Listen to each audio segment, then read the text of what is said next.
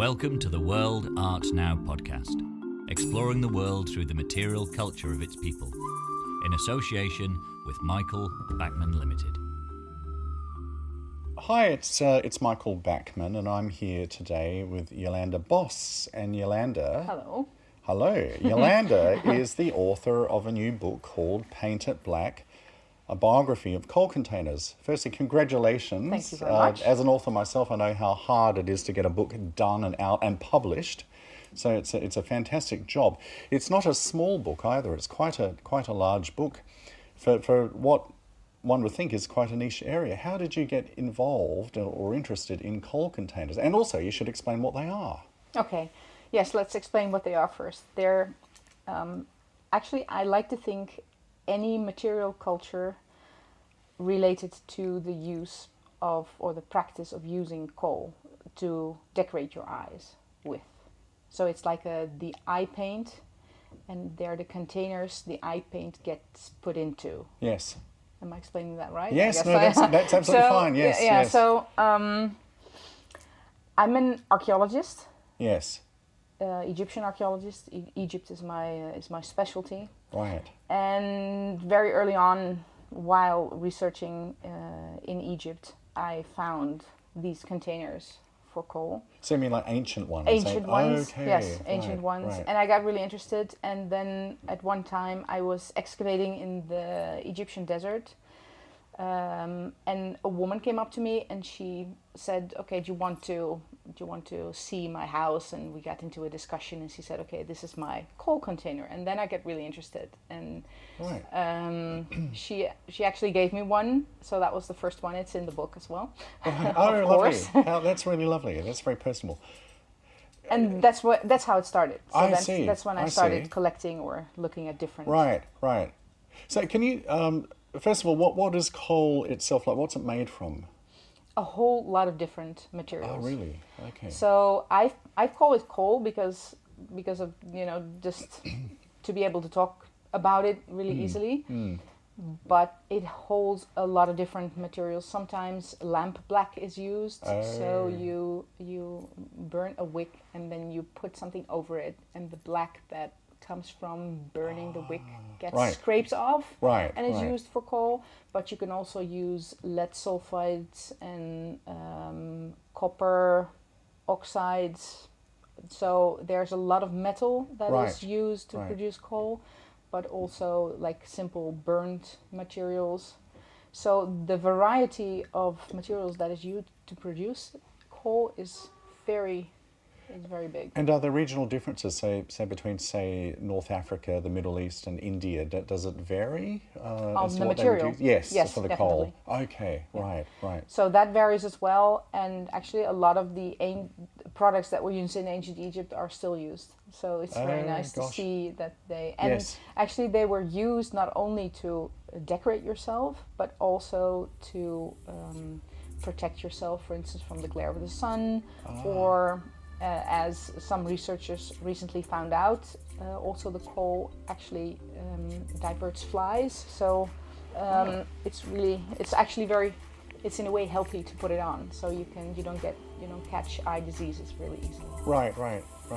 And we always associate coal or the sort of eyeliner with women wearing it. Are there any cultures where men wear it? Oh, yeah. Really? Okay. Oh, actually, all over the area. So my book centers on North Africa, West Asian regions. Yes. And everywhere there, both men and women use it. Oh, I'm sure men use it less. Yes. But and especially in modern cultures. Yes. But in the old days, both men and women would use it. What was an occasion where men would wear? Would they wear it, say, like at a wedding, just as much as a woman would? Yes. Right. But also, well, actually, I'm not really sure, but I think also on a daily basis. Although. It's, for instance, there's a practice of wearing coal during Ramadan after praying. So there's a lot of ritual aspects of coal. And what is nice actually is that there are some cultures that don't allow men to wear jewelry. For instance, in Oman, and they have specific coal containers that are made for men, made out of silver, resembling a bullet. so they can yes. actually carry it as if it was a weapon. Yes, I've seen those. Have you seen them? Yeah. Yes, yes. Oh, okay. So there's and I'm not sure if some of them, it's really difficult to distinguish. This is the only time I was able to distinguish between male and female coal containers, if you can say something like that. Oh, that's absolutely fascinating. So, I mean, when I've seen the bullet shaped Omani coal containers, I thought they were repurposed, but you're saying that in fact they're not actually bullets, they're just simply shaped like a bullet for a man. Yes. That's incredible. I had no idea. That's really interesting. And they can wear it, they have the beautiful chains on them. Right, so yes. Yeah, so it's like jewellery for men, which is sort of forbidden. Exactly. To a degree, but then it's a way of weapon. getting away. If it's a weapon, you can. Of course. Yeah. And in fact, I've often thought that really stunning weapons that men wear are often just jewelry for men. Exactly. Some of them are just so impractical and bejeweled that they're nothing other than jewelry. Yeah. Oh, that's incredible. How interesting. So, in terms of what are the other materials that a lot of coal containers are made for? What are some examples going from various culture to culture? Okay, so it's different. There are, in Morocco, for instance, there are a lot of wooden coal containers. Right. But, so in Oman or in Saudi Arabia, it's often made of silver, but there's also in North Africa, there's silver coal containers. And then there are lots of, I'm not quite sure how to pinpoint them, but I think that nomadic cultures or Bedouin cultures tend to use like cushioned coal containers that you can hang somewhere. Oh. Whereas sedentary or more city-like coal containers are the flasks that you can put down or you can put on your... Right. And they're made of a variety of different materials. So you can have silver, textile with glass containers in the textile cushions. You have wood, so lots of nuts, little hollowed out pits and nuts. Seeds, I suppose. Seeds, which is what a nut is, yes. Yeah. What about, say, terracotta or wood? Also used. Wood is used in Morocco a Yes. lot, and terracotta, especially in ancient times, they used terracotta also, but also in semi-modern settings.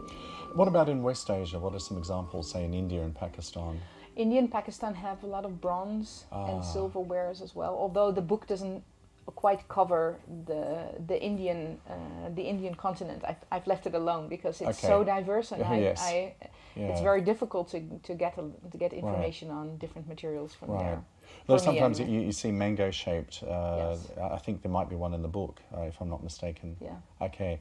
Yeah. And that's because mangoes in West Asia are often associated with like monsoon and fertility and prosperity, and they're quite voluptuous. So they're quite a feminine form.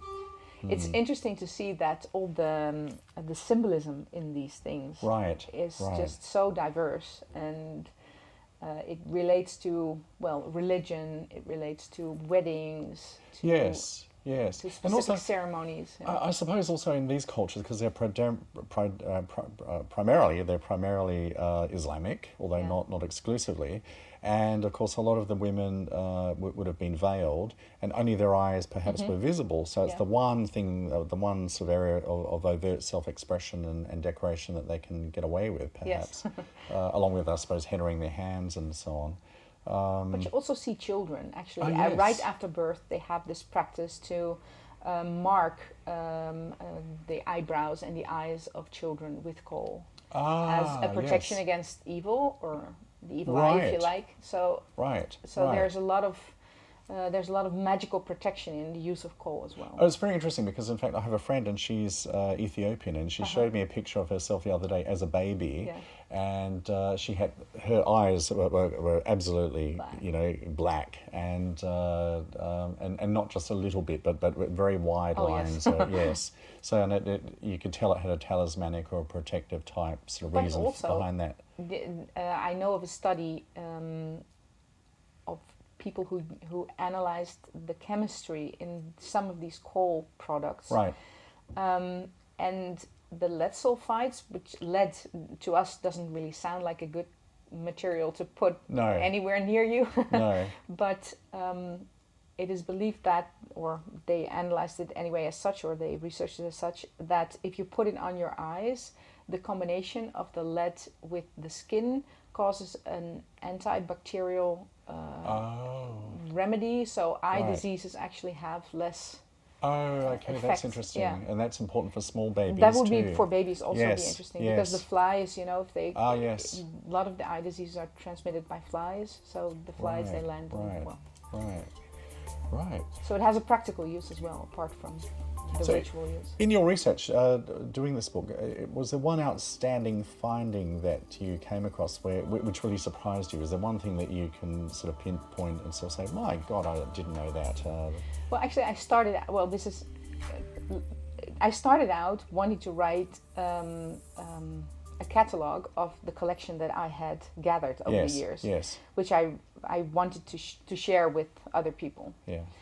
And as I was doing that, I thought, okay, I'm going to go to a library and just pick out a book on coal containers, and I'm going to read through it, and then I know some background of the material that I have. And it turned out that I just couldn't pull one book. No one had ever done it. No one had ever done it. So this is really the world's first and only book. And it's really weird as well, because also in ancient Egypt, there's no one book on coal containers. Oh, right. I thought that was really funny, but that's apart from me So writing the book. But it's actually the world's best book ever written. of course, it's also the only one. But I must say, there's a lot of photos, and it's a big book, and it's a hardcover. It's well produced. And there's a lot of pictures of there's maps as well, which is terribly important to show you where these things come from exactly and so on. But there's plenty of pictures of them being used in context as well. And I like the details too. I like the fact that I took a lot of pictures showing details of coal containers because I thought it was important to. Yeah, the context and also the beadwork I can see and things like that. So now that you've done this book, what are you going to do next? What's next? Yes. I'm working on a book on face veils because I'm collecting face veils as well. And okay, the veils that women wear. Exactly. Right, okay. And there's enough variation region-wise that would be quite a stunning book, actually. Yeah. I can't wait for that. That's exciting. I will have to wait a little bit longer. No, I can't. Right. And so will that cover, is that the Middle East or North Africa or where else? Ottoman, maybe? Yeah, well, actually the same area. So North Africa, West Asia, and that's where I'm... Fantastic. I look forward to that as well. I can't wait to finish reading this one. Well, thank you very much. That's been really interesting. Yeah, and congratulations. I think it's so important that people are prepared to put their time, money and effort into researching these niche areas when in this sort of era when, with social media and the internet and so on, the world seems to be sort of sinking into this sort of element of sameness, and a lot of people are forgetting their material culture and their own personal histories and background and so on. It's being wiped out really quickly within a generation or two. So it's really important that authors like you are recording this before it's forgotten. Nice. Thank you. Thank you very much. Thank you. Bye. You have been listening to the World Art Now podcast in association with Michael Backman Limited. To hear more, visit worldartnow.com.